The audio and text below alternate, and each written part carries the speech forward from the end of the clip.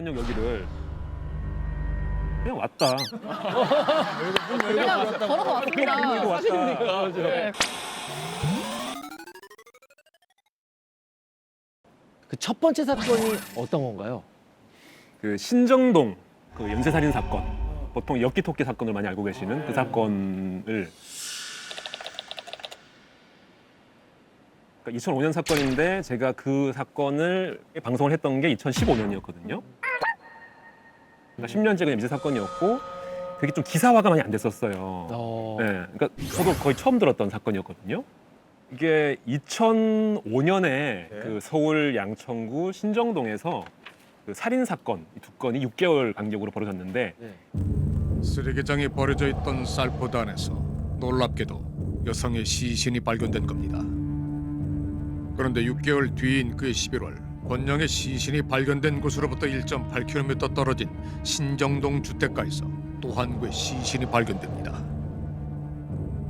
둘 다 공휴일에 신정역 일대에서 모습을 감췄고 시신이 근처 주택가에 마치 포장된 형태로 유기된 점으로 봐 두 사건은 동일범의 연쇄 범행일 가능성이 제기됐습니다.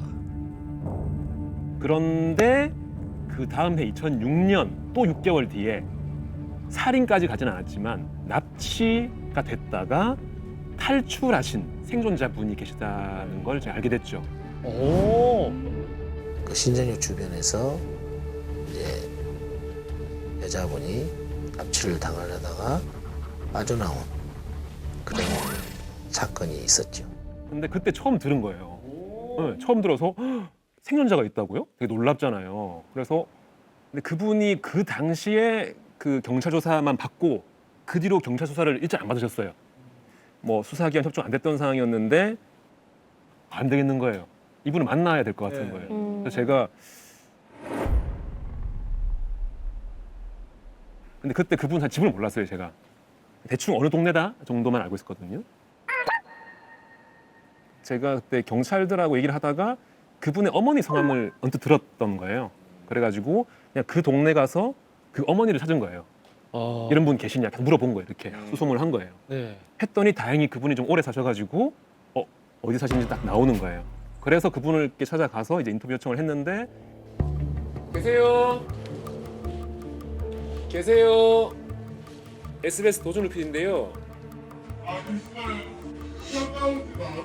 잠시만 역시나 거부하셨고 그래서 제가 그냥 마지막으로 그냥 근처에 기다리겠다 하고 문자를 보내고 한 1시간 가까이 기다리고 있었는데 그분이 연락이 오더라고요. 아직 계시냐? 그러면 내가 한 10분 정도만 얘기를 하겠다. 라고 해서 나왔는데 거의 2시간 가까이 인터뷰를 했었죠.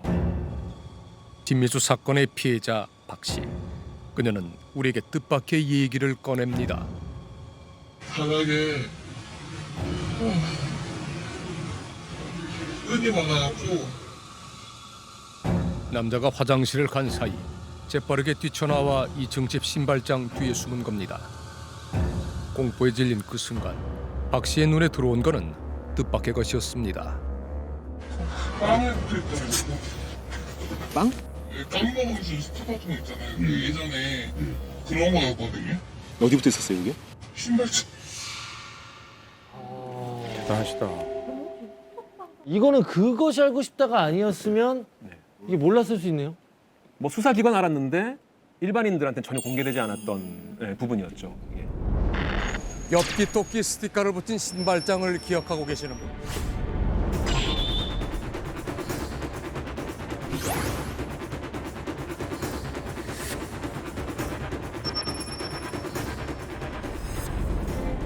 저는 정말 이거는 이 집만 찾으면 범인 잡겠다라고 생각했었고 그래서 현장에 꼭 전문가분들을 모시고 가고 싶었고 그 도준우 PD님하고 그때 이제 표창원 교수님하고 같이 직접 이제 사건이 발생한 신정동 현장에 가서 다니면서 이제 지리적 분석하고 행동 분석하고 전문가가 2명이 같이 이렇게 함께 나가서 찍는 경우가 많지는 않거든요.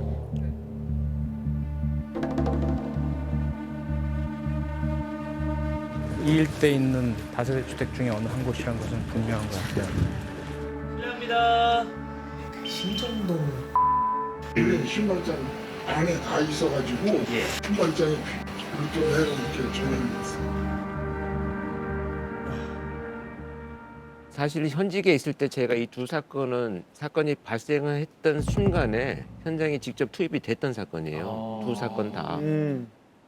이제 그러다가 아직 범인을 체포하지 못하고 저는 은퇴를 했고, 근데 집요하게 지금 그것이 알고 싶다 해서 이 사건만 가지고 지금 5차례 이상 지금 파고 있거든요. 예.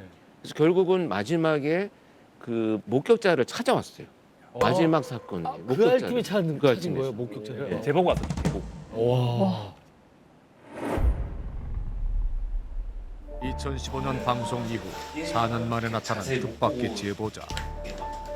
납치범의 집으로 보이는 곳에 들어간 적이 있었다는 것. 약간 얼굴이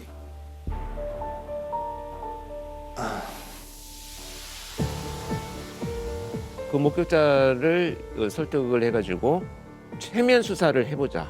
최면 수사요? 최면 수사란 게 있어요? 수사관들이 최면을 수사를 활용을 해요. 근데 이거 최면을 수사에 적용해서 활용하기 때문에 법 최면 수사라고 합니다.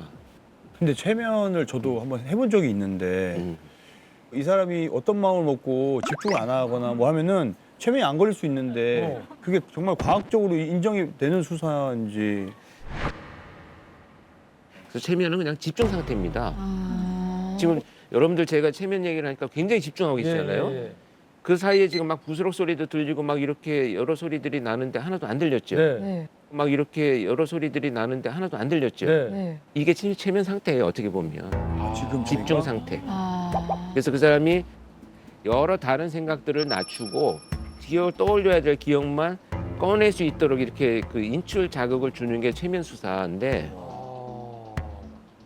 자 이거는 과학적으로 인정이 된다기보다는 수사의 단서나 정보를 얻어내는 데 쓰는 거로 이해를 하시면 되고, 그래서 용의자나 범죄자, 피의자한테는 하지 않아요. 아, 안 하는구나. 그걸 이 지금 그 찾아오신 목격자를 통해서 최면 수사를 했어요. 그래서 했더니 몇 가지 그 당시에 수사에서도 안 나왔던 한 2가지를 떠올렸어요. 진짜요? 그 처음에 진술은 어떠셨어요? 처음에는 이제 그 사람이 모자를 벗고 온 것 같다.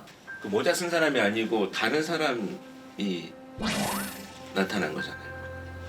제보자가 그날 만난 반지하집 남자는 한 명이 아니라 2명이었다는 전혀 예상치 못한 기억. 그리고 전선을 요구했던 두 번째 남자가 눈화장을 했다는 기억 또한 놀라운 사실이었습니다. 그래가지고 이제 몽타주도 그리고 수사팀이 이제 제공을 했죠. 우와. 근데 여전히 아직 이 사람이 범인이다라고 할 수 있을 정도의 추가 단서는 안 나온 상황이거든요. 아, 진짜요? 지금 서울청 미제팀에서 이 사건을 담당하시는 분이 하시는 말씀이 시청자분들이 그 후속 방송을 보고 이미 범인 잡혔구나, 끝났구나라고 아시는 분들이 많다는 거예요. 그래서 이제 제보가 안 들어온대요. 네. 그래서 지금 좀 기회가 된다면은 이 사건은 아직 끝난 사건이 아니기 때문에 여전히 제보가 필요하다. 네, 라는 얘기를.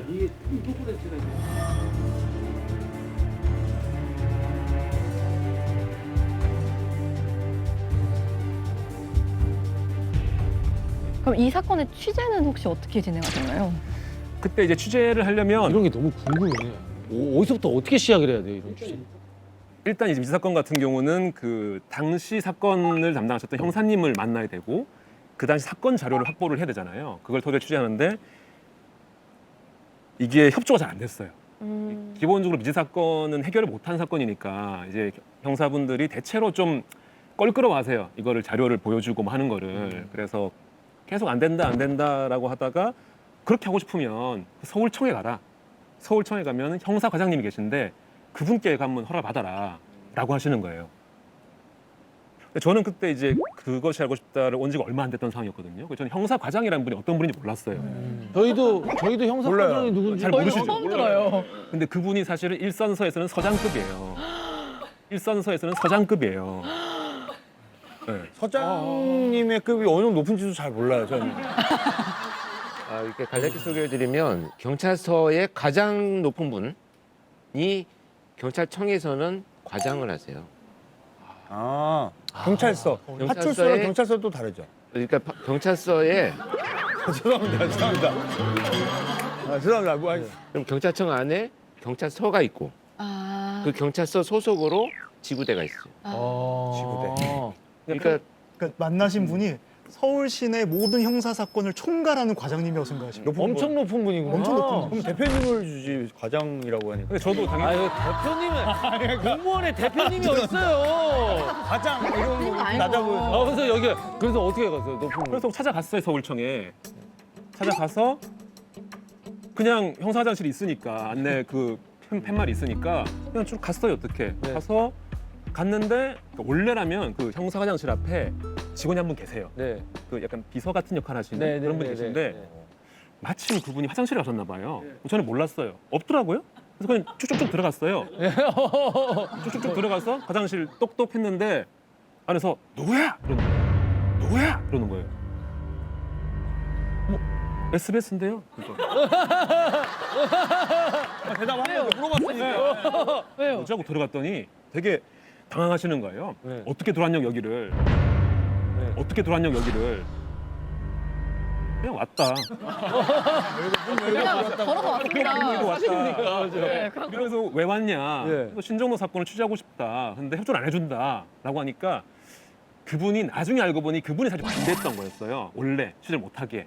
근데 그 순간 너무 당황스러운 상황이니까 네. 빨리 저를 내보내려고 전화하신 거예요. 서에다가 전화하셔가지고 그 협조 왜 안 해줘? 빨리 해! 하고 끊어버린 거예요. 네. 나가! 저보고. 네 하고 나간 거.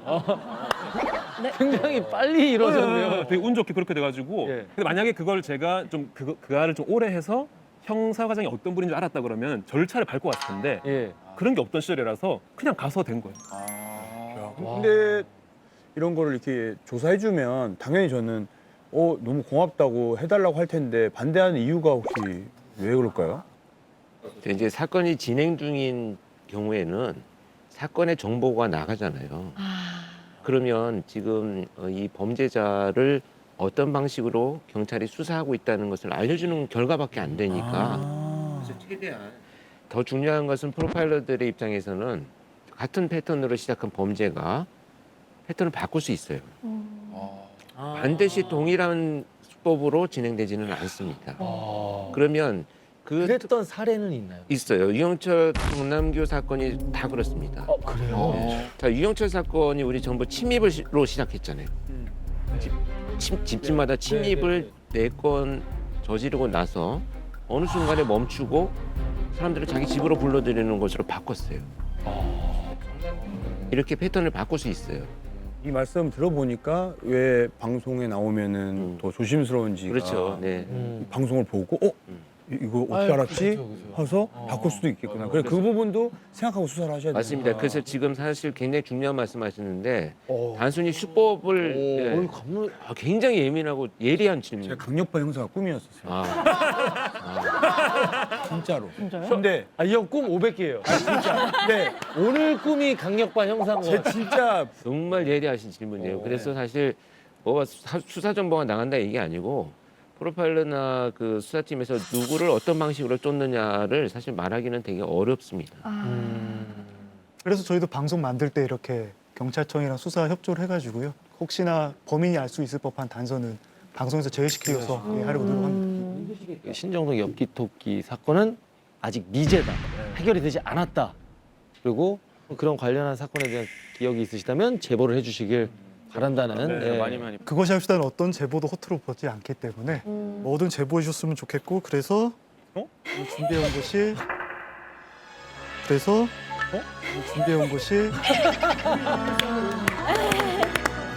022113에 50 카메라 감독님 저 그러니까 부담 없이 해도 된다는 거죠. 알아서 언제든 저희는 24시간 전화를 받거든요. 예. 네, 언제든 제보해 주시면 24시간 전화 받아요. 보통 24시간 중에 한 명은 있더라고요, 사무실에. 누군가는 꼭. 네, 항상 누군가는 있습니다, 사무실에. 지금도 현직 모닝와이드 PD시라고. 예, 현재 모닝와이드 열심히 하고 있고요. 네. 내일 아침 7시 40분 이제 생활정보와 이제 다른 소식으로.